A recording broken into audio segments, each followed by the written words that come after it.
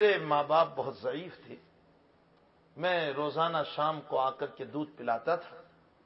ایک دن میں بہت دور نکل گیا، رات آنے میں دیر ہو گئی، ماں باپ سو چکے تھے۔ میں دودھ کا پیالہ لے کر رات بھر اپنے ماں باپ کے سرہانے کھڑا رہا، لیکن ماں باپ کو اٹھانا میں نے پسند نہ کیا کہ کہیں ان کی نیند خراب نہ ہو جائے۔ میرے جوانوں، اس بات کو سمجھو، آج ہمارے نوجوان اپنے ماں باپ کی قدر نہیں کرتے، اپنے ماں باپ کا مقام نہیں پہچانتے، اپنے ماں باپ کی توقیر اور تعظیم نہیں کرتے۔ حضرت الامام غزالی رحمۃ اللہ علیہ نے احیاء علوم الدین کے اندر ماں باپ کی اطاعت میں لکھا ہے، فرمایا کہ اللہ جو ماں باپ کے ستانے والے کو قبر میں سزا دیتا ہے، حضرت نے ایک بہت ضعیف روایت نقل کی ہے اس سلسلے میں، اور جس میں یہ لکھا ہے کہ اللہ کے نبی علیہ السلام نے فرمایا ماں باپ کے ستانے والے کو قبر میں جاتے ہی عذاب شروع ہوتا ہے۔ وہاں امام غزالی ایک نقطہ لکھتے ہیں، فرمایا کہ اس کی وجہ یہ ہے کہ اگر دنیا میں سزا دیں گے اور ماں باپ حیات ہوں گے تو وہ بیچارے نرم دل ہے، اپنی اولاد کو معاف کر دیں گے، اس لیے اللہ یہ چاہتا ہے کہ ماں باپ معاف بھی نہ کریں، اسی لیے قبر میں سزا دیا کرتا ہے۔ اتنا خطرناک گناہ ہے ماں باپ کو ستانے کا۔ وہ جوان جو اپنے ماں باپ کو رلاتے ہیں، وہ جوان جو اپنے ماں باپ کے سامنے توقیر اور تعظیم کے بجائے، دیکھو اللہ نے قرآن کریم میں اپنے متعلق تو ایک بات ارشاد فرمائی، اپنے والدین سے متعلق 5 باتیں ارشاد فرمائی۔ فرمایا میرے ساتھ کسی کو شریک نہ کرو۔ آگے فرمایا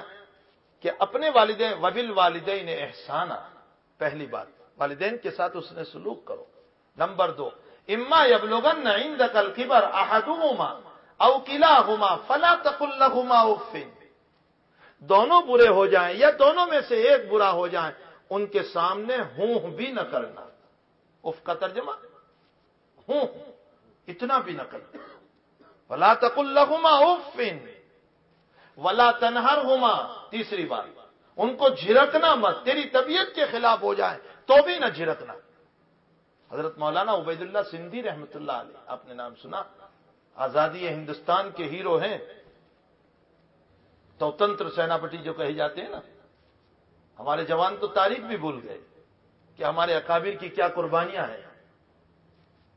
ہندوستان کے سوتنتر سیناپتی کے اندر ہمارے حضرت مولانا عبید اللہ سندھی رحمۃ اللہ علیہ بھی ہے، اصلاً پنجاب کے رہنے والے، سندھی برادری سے حضرت کا تعلق تھا۔ اس کے بعد آپ ایمان لائے اور حضرت شیخ الہند رحمۃ اللہ علیہ کے قافلے میں منسلک ہوئے، حضرت ہی سے آپ نے پڑھا اور حضرت کے قافلے میں ساتھ بساتھ شانہ بشانہ حضرت چلے۔ جب مسلمان ہوئے ہیں تو والدہ جو ہیں، والد صاحب تو تھے نہیں آپ کے، والدہ جو ہیں وہ آپ کی پتائی کرتی تھی پہلے لکڑی سے، جب لکڑی ٹوٹ جاتی تو چپل اور جوتی لے کر کے پتائی کرتی تھی۔ جوتی مارتے مارتے حضرت کے حالات میں لکھا ہے کہ جوتی جب نیچے گر جاتی تو حضرت جب تک مارتی رہتی تھی امی یوں سر بھی نہیں اٹھاتے تھے، مار کھایا کرتے تھے۔ جب چپل نیچے گر جاتی مارتے مارتے تو حضرت اپنے ہاتھوں سے چپل اٹھا کر اپنے ماں کو دیتے تھے اور یوں کہتے امی میں تیرے بھی خلاف نہیں کروں گا اور میں اس کے بھی خلاف نہیں کروں گا،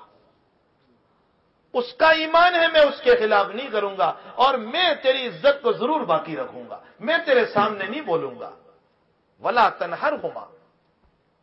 وقل لہما قولا کریما، چوتھی بات ان سے میٹھی بات کرو، محبت کی بات کرو، تمہاری طبیعت کے خلاف ہو جائیں تو بھی ان سے محبت سے بات کرو۔